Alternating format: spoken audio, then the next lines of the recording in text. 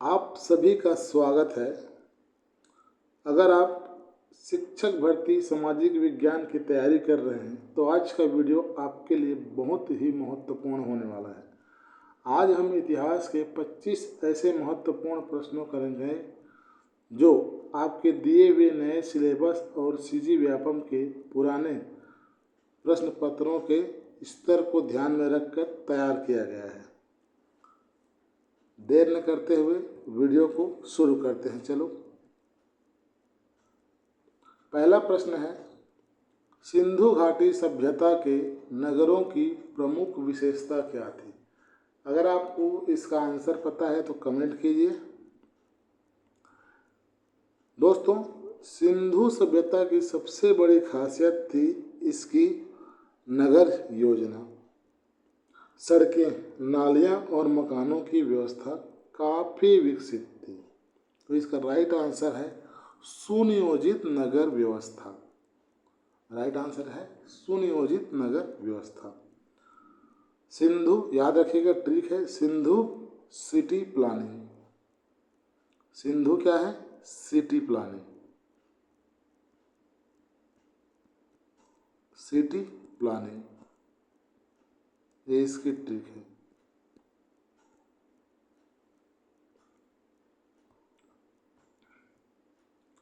इतनी अच्छी नगर योजना थी कि आज की कॉलोनी वाले भी बोले, भाई हमें भी थोड़ा सिस्टम सिखा दो। चलते हैं अगले प्रश्न की ओर। अगला प्रश्न है, सिंधु घाटी सभ्यता का प्रसिद्ध महान स्नानागार कहाँ मिला है? महान स्नानागार का नाम आते ही मोहनजोदड़ो याद करिएगा आप लोग। इसका राइट आंसर है ऑप्शन नंबर बी, मोहनजोदड़ो। महान स्नानागार मोहनजोदड़ो। इसकी ट्रिक है ग्रेट बाथ मोहनजोदारो। इतिहास में सबसे बड़ा बाथ मिल गया, लेकिन नहाने कौन जाता था ये मत पूछना भाई, ठीक है? कौन नहाने जाता था उसमें ये मत पूछना। चलिए, कारवां को हम अगले प्रश्न की ओर ले जाते हैं। प्रश्न क्रमांक 3, चारों वेदों में सबसे प्राचीन वेद कौन सा है?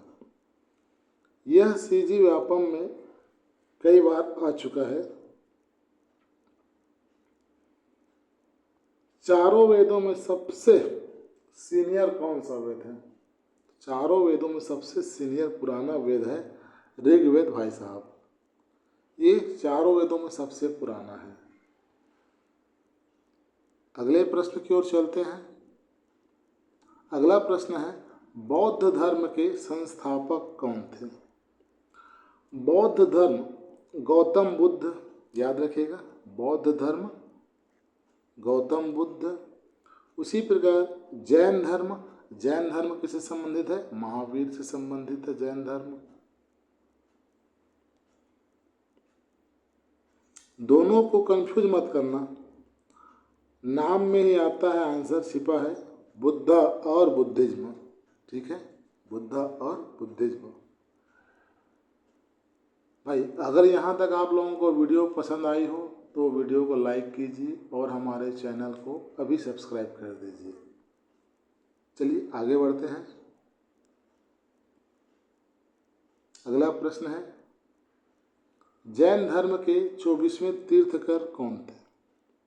ध्यान रखिए, महावीर जैन धर्म के 24वें तीर्थकर थे, जबकि पार्श्वनाथ 23वें थे। महावीर क्या थे? 24वें तीर्थकर थे और पार्श्वनाथ 23वें तीर्थकर थे। ये दोनों याद रखिएगा, ये दोनों ही महत्वपूर्ण हैं। अगला प्रश्न है, इंडिका के लेखक कौन थे? इंडिका मेगस्थनीज चंद्रगुप्त मौर्य के दरबारी थे। यूनानी राजपूत था यह। कौन था यह? यूनानी राजपूत था मेगस्थनीज, इंडिका के लेखक।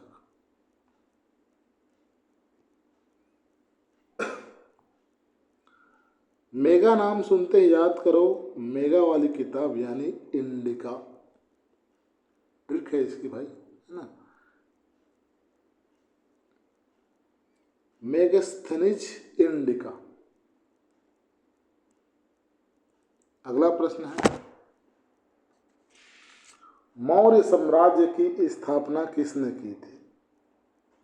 मौर्य वंश की नींव चंद्रगुप्त मौर्य ने रखी, ये आप सभी जानते हैं। उनके मार्गदर्शक थे चाणक्य। इसका राइट आंसर है option number C, Chandragupta Maurya ने मौर्य साम्राज्य की स्थापना की। इसका क्या ही ट्रिक बताऊं मैं। इसका ट्रिक है मौर्य और साम्राज्य किसने बनाया? चंद्रगुप्त। अशोक सम्राट महान जरूर थे, लेकिन साम्राज्य की ओपनिंग चंद्रगुप्त ने की थी, याद रखिएगा। ओपनिंग किसने किया था साम्राज्य का? चंद्रगुप्त मौर्य ने। अगला प्रश्न है, अशोक के जीवन में परिवर्तन का प्रमुख कारण कौन सी घटना मानी जाती है? कलिंग युद्ध, ऑप्शन नंबर बी। कलिंग युद्ध के बाद भारी जनहानि देखकर अशोक ने हिंसा का मार्ग छोड़कर धम्म की नीति अपनाई। धम्म से भी गौतम बुद्ध याद आना चाहिए। इतिहास का ऐसा टर्निंग पॉइंट की पूरी नीति ही बदल गई इसमें। कलिंग, कलिंग नाम आते ही भाई आपके दिमाग में आना चाहिए, क्या आना चाहिए जी? अशोक का टर्निंग पॉइंट है ये। चलते हैं अगले प्रश्न की ओर। अगला प्रश्न है हमारा, गुप्त काल को भारतीय इतिहास में प्रायः किस नाम से जाना जाता है? गुप्त काल, गुप्त काल क्या है? कला, विज्ञान और संस्कृति की उपलब्धियों के कारण इसे अक्सर कौन सा युग कहा जाता है? स्वर्ण युग कहा जाता है।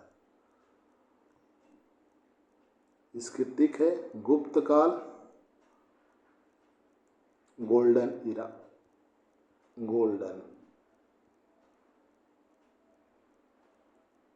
गुप्त काल में सोना सिर्फ जमीन में नहीं था, ज्ञान में भी भरा हुआ था।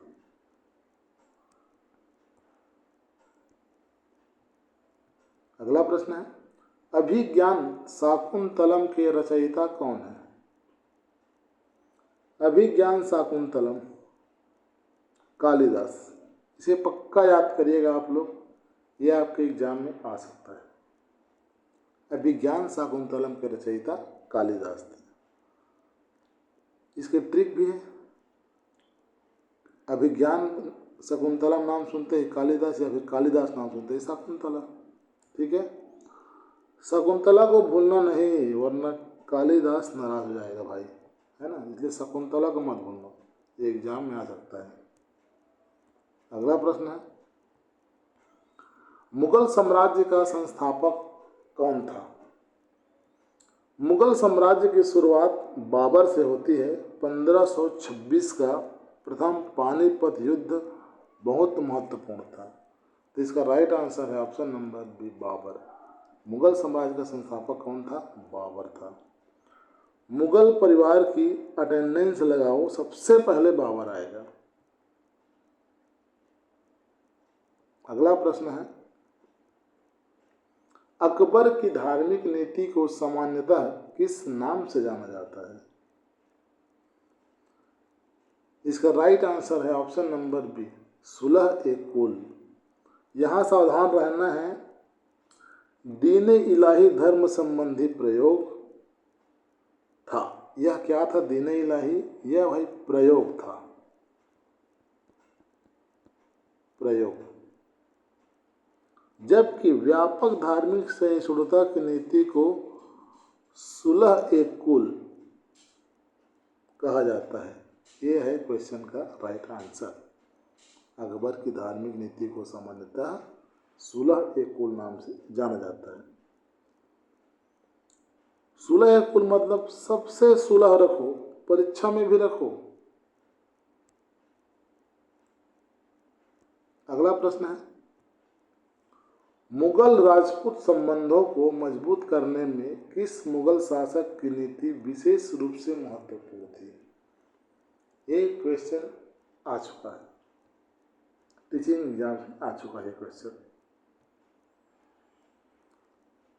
अकबर ने राजपूतों के साथ वैवाहिक संबंध और राजनीतिक संबंध स्थापित करके साम्राज्य को क्या किया? मजबूत किया। इसका राइट आंसर है option number C, Akbar.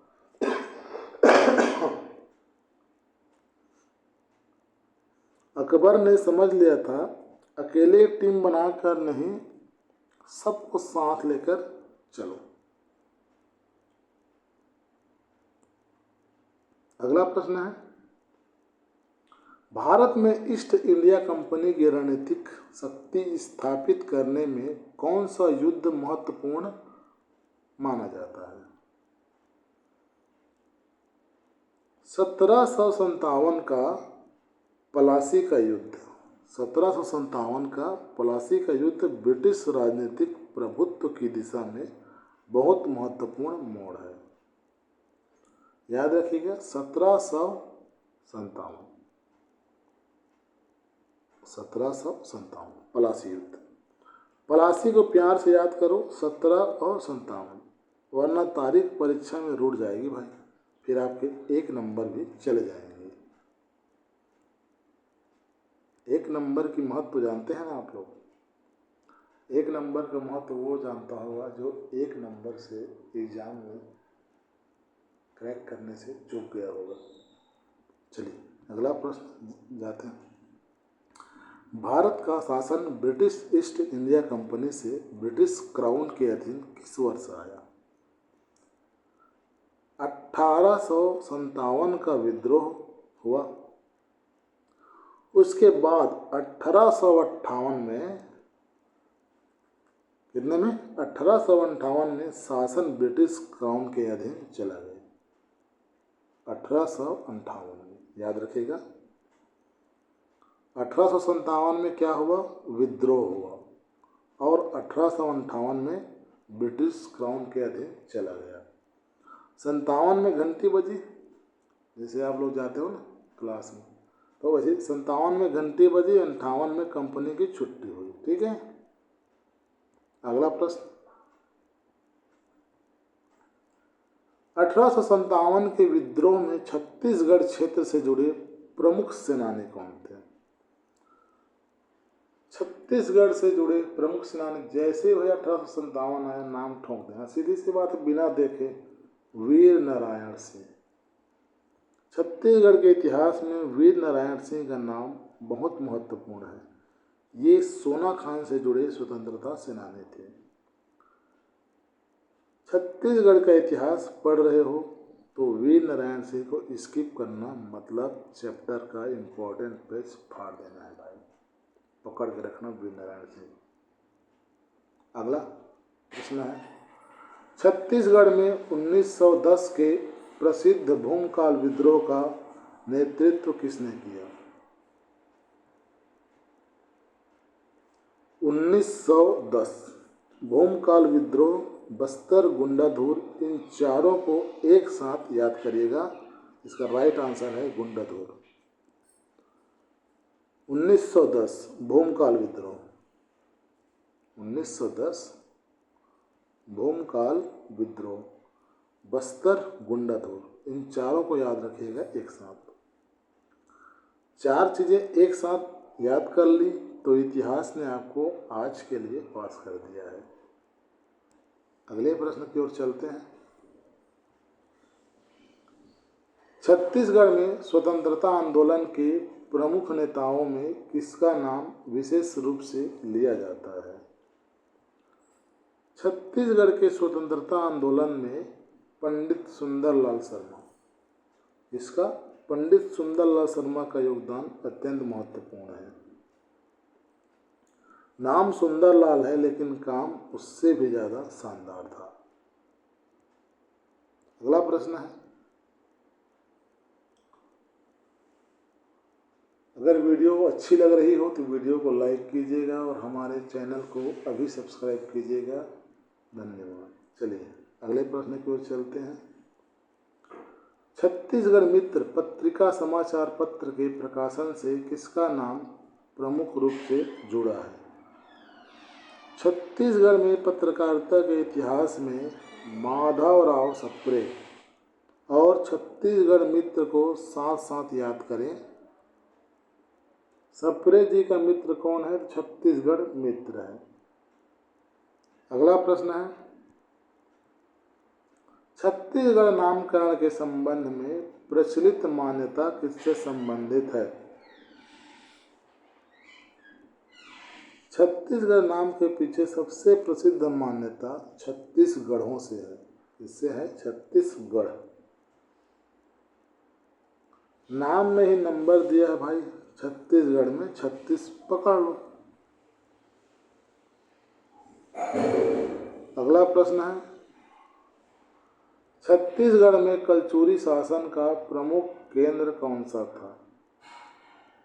Chhattisgarh के मध्यकालीन इतिहास में कलचुरी वंश और रतनपुर का संबंध बहुत ही महत्वपूर्ण था। राइट आंसर है रतनपुर। कलचुरी पूछे तो रतनपुर पहुंच जाना, रतनपुर पूछे तो कलचुरी पहुंच जाना। रास्ता भूलोगे तो नहीं, भूलोगे तो 1 नंबर कटेंगे भाई यहाँ पर। अगले प्रश्न की ओर चलते हैं। प्रथम विश्व युद्ध किस अवधि में हुआ था?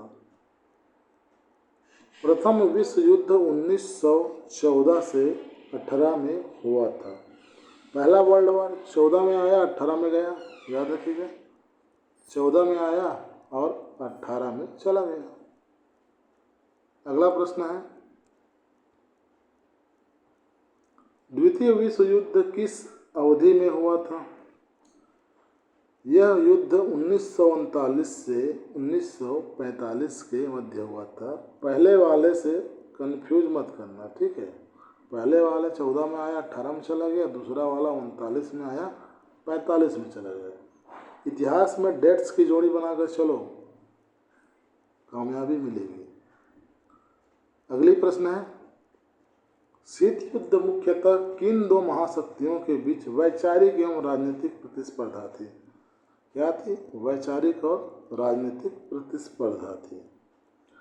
शीत युद्ध में सीधे बड़े पैमाने पर अमेरिका और सोवियत संघ, इसके बीच में थी अमेरिका और सोवियत संघ के बीच सैन्य युद्ध नहीं हुआ, बल्कि राजनीतिक, वैचारिक और रणनीतिक प्रतिस्पर्धा रही।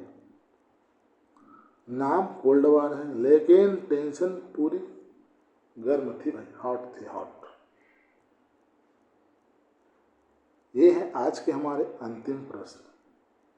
छत्तीसगढ़ के इतिहास में भूमकाल शब्द किस घटना से संबंधित है? अभी पढ़ाया था आपको कुछ देर पहले, 1910 बस्तर विद्रोह। और यह हमारा फाइनल क्वेश्चन है, ठीक है आज का। भूमकाल का संबंध 1910 के बस्तर विद्रोह से है और इसके प्रमुख नेता कौन थे? गुंडाधुर थे।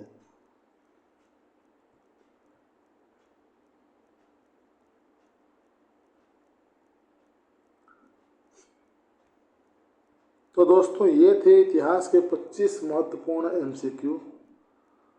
अब आप एक छोटा सा काम कर दीजिएगा, अभी तक नहीं किए हैं तो हमारे चैनल वीडियो को लाइक कीजिए, शेयर कीजिए और हमारे चैनल को सब्सक्राइब करना बिल्कुल भी नहीं भूलिएगा।